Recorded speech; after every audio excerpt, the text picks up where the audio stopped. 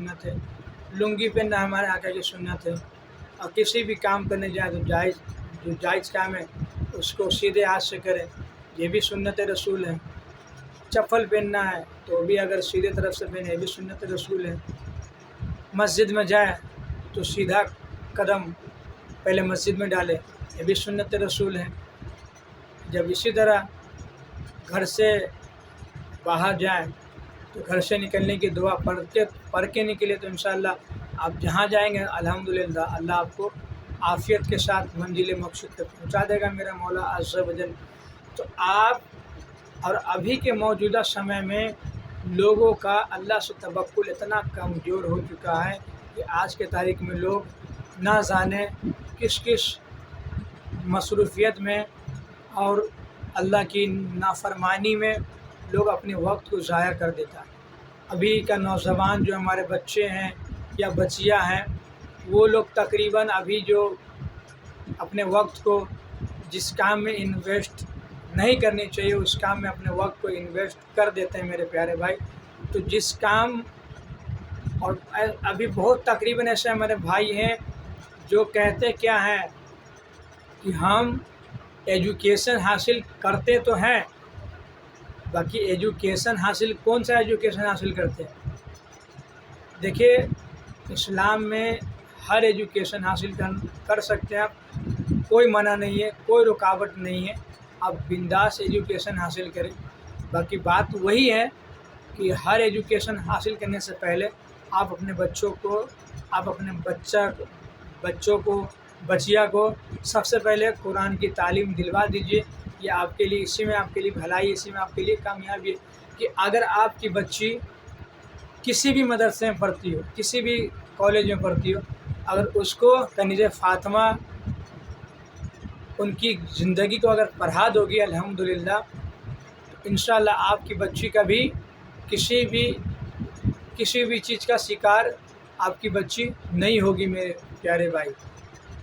اگر آپ اپنے بچوں کو امی ختیجہ کی زندگی بتا دو، آپ اپنے بچوں کو امی عائشہ کی زندگی کو پڑھاؤ،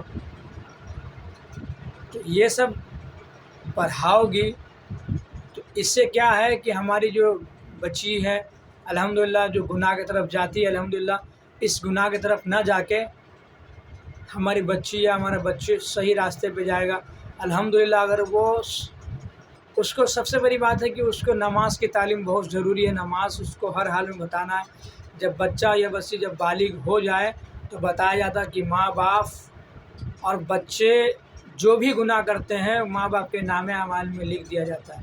تو اسی طرح بتایا جاتا ہے کہ بچہ یا بچی جب زبان ہو جائے تو اس کے نکاح کرنے میں بالکل دیری نہ کرے۔ ہاں اگر وہ اس لائق ہو چکا ہے، اگر وہ کوئی کام دھندہ نہ کرتا ہو، اگر وہ اپنے بال بچوں کو اگر صحیح طریقے سے پال نہ سکتا ہو تو ایسی صورت میں آپ اس کو اس لائق کر دو جو اپنے بال بچے کی اخراجات پورا کر سکے، بیوی کا حقوق ادا کر سکے۔ تو ایسی صورت میں اگر وہ اس لائق ہو چکا ہے تو ایسی صورت میں آپ کو نکاح ہر حال میں کر دینا ضروری ہے۔ اسی طرح بتایا جاتا ہے کہ جب جنازہ کا وقت آ جائے تو فوراً جنازہ کا نماز پڑھ لیا جائے۔ اسی طرح جب نماز کا وقت آ جائے تو نماز ہر حال میں، نماز کا جب وقت آ جاتا ہے تو وہ کسی کا انتظار اس میں نہیں کیا جاتا میرے پیارے بھائی۔ جب نماز کا وقت آتا ہے تو نماز کے لیے لوگ نماز پڑھ لیتے ہیں۔ ایک بادشاہ تھا، بہت بڑا بادشاہ تھا، اس کا حکم چلتا تھا کہ جب تک میں نہ آؤں جب تک جماعت کھڑی نہیں ہو سکتی ہے۔ تو ایسے بہت سارے ایسے آئے جو جب تک وہ نہیں آتا تھا بادشاہ جب تک جماعت نہیں کھڑا ہوا کرتا تھا۔ تو ایک دن ایسے سمے کرتا گیا تو ایک دن ایسا وہ گھڑی آ گیا کہ ایک امام صاحب کی اس مسجد میں آمد ہوئی۔ تو جب نماز کا وقت آ گیا تو امام صاحب بولے کہ تکبیر بولیے، نماز کا وقت آ گیا۔ تو کیا بولے کہ ابھی بادشاہ صاحب آنا باقی ہے۔ تو بولے کہ یہاں کسی بھی بادشاہ کا نہیں چلتا ہے، یہاں اللہ رسول کی بات جو ہے اور نماز کی بات جب آ جائے تو جب نماز کا وقت آ جائے تو کسی کا انتظار نہیں کیا جاتا ہے۔ تو بس جماعت کھڑی ہو گئی۔ جب بادشاہ آیا تو بولا کہ میرے بنا پوچھے میں نے آئے، جماعت کھڑی ہو گئی۔ تو اس درمیان میں وہ بادشاہ نے بولا کہ آج تک جتنے بھی اس مسجد میں امام آئے وہ جب تک میں نے آیا تو میرا انتظار کرتا تھا، باقی اللہ کا حکم کا نافرمانی وغیرہ یہ کرنا، جب نماز کا وقت آ جائے تو نماز کے درمیان میں کسی کی بات نہیں چلے گی، جب جماعت کا وقت آ جائے تو کسی کا انتظار نہیں کرنا ہے تو نہیں کرنا ہے۔ اسی طرح بتایا جاتا ہے کہ لوگ اپنے آپ کو اگر بچانا چاہتا ہے تو انسان ہر گناہ سے انسان بچ سکتا ہے۔ اب کوئی پوچھے گا کیوں؟ دیکھیں، اگر آپ نیت کر لو کہ میرے کو گناہ سے بچنا ہے تو انشاءاللہ عز و جل آپ گناہ سے محفوظ ہو جائیے گا، گناہ سے آپ بچ پائیے گا۔ بس آپ نیت یہ کرے گا کہ کبھی بھی آپ کا ذہن غالب آ جائے کہ میں گناہ کی طرف جاؤں، یا آپ کا دل چاہے کہ میں گناہ کی طرف مصروف ہو جائیں، تو بس آپ یہ سوچیں کہ دنیا کا دنیا دار دیکھ کے ہم کو کیا کرے گا، بس اتنا سوچ لینا کہ اللہ دیکھ رہا ہے۔ اگر اس نیت سے اگر چھوڑ دیں کہ اللہ دیکھ رہا ہے تو انشاءاللہ آپ اس گناہ سے بچ جائیے گا میرے پیارے بھائی۔ تو اگر اس طرح کی نیت ہوگی تو انشاءاللہ اللہ آپ کو گناہ سے بچا کے رکھے گا۔ آپ ہمیشہ یہ کوشش کریں کہ ہم گناہ سے بچتے رہیں تو انشاءاللہ اگر اس طرح کا فکر ہو جائے گا انشاءاللہ تو آپ گناہ سے ہمیشہ بچتے رہیے گا۔ اس طرح بتایا جاتا ہے کہ ایک پڑھا لکھا ویکتی ہو اور ایک نااہل ویکتی ہو، اگر پڑھا لکھا ویکتی کو اگر سمجھانا ہو تو کسی بھی ہمارے آقا کی حدیث اگر اس کو وہاں پہ تلاوت کر دیا جائے تو وہ اپنی زبان کو اس درمیان خاموش کر لیتا ہے۔ وہیں پہ ایک نا پڑھا لکھا جو ان کو نہیں معلوم ہے اگر اس کے بارے میں بتائے تو اس کو کیا ہے کہ وہ سمجھے گا ہی نہیں اور آپ سے منہ لگانے لگے گا۔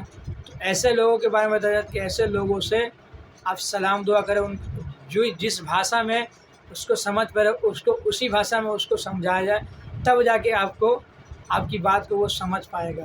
اور بہت سارے ہمارے لوگ کہتے ہیں کہ شاہد بھائی آپ بہت سادہ مزاج میں بولتے ہیں اور بہت اچھے الفاظوں سے بات کرتے ہیں۔ تو دیکھیں میرے پیارے بھائی، میرا مقصد یہی ہے کہ لوگوں کی اصلاح، اور لوگوں کی اصلاح کے ساتھ میری بھی اصلاح ہونا ضروری ہے۔ اب میں بھی الحمدللہ دعوت اسلامی انڈیا الحمدللہ مدنی قافلے میں میرا بھی ہمیشہ سفر ہوتا رہتا ہے، اور ابھی کسی بات کے کارن میرا مدنی قافلے میں سفر نہیں ہوتا ہے۔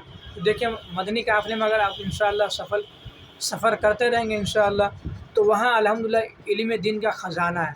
اگر انشاءاللہ اگر علم دین اگر آپ کو صحیح تعلیم اگر آپ کو چاہیے الحمدللہ تو جتنے بھی اہل سنت والجماعت کے علماء اکرام الحمدللہ ان سے اپنا تعلق مضبوط کرے، ان سے اپنا رابطہ